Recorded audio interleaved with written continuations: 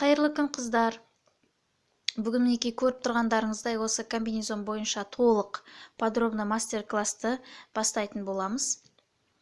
Комбинезонды тоқу үшін бізге керекті заттармен таныстырайын сіздерді. Бірінші әрине ол жіп. Жіп бізде бүгін Alize Baby Wool турецкий жіптен тоқитын боламыз. Жіп туралы сіздерге толық айтып кеткен болатынмын, және әрі қарай айтпай-ақ қояйын. Керек осы жіп. Круговые спицы. Мінекей мынандай круговые спицы алсаңыздар да болады. Бұл болмаса, мынандай на леске. Қолдарыңызда қандай спицы бар, сол спицымен тоқимыз. Бастысы номер 3,5 және 4 номерлі спицы болу керек. 3,5 мен біз манжетті, қолдағы манжетті тоқитын боламыз, және аяқтағы резинкасын тоқитын боламыз.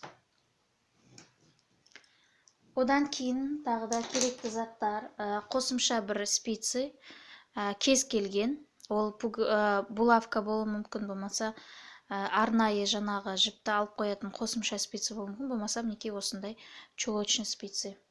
Біреу болады, касаны тоққан кезде керек болады.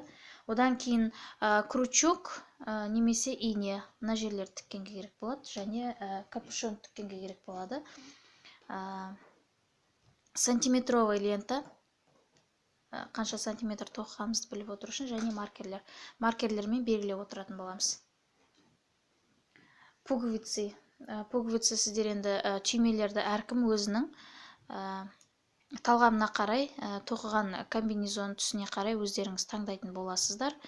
Оны өздеріңіз таңдайсыздар. Мен размерлер бойынша мінекей комбинезонды жалпы өзім сызып, суретін салып көрдім. Қай жерде қанша сантиметр, қай жерде қанша жіп қосылады, барлығын жазып қойдым. Комбинезон бұл жерде жоқ, комбинезон арт жағында. Оның барлығын мен сіздерге түсіндіретін боламын. Қазір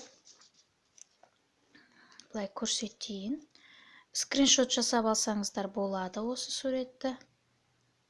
Кейін өздеріңізге керек болады.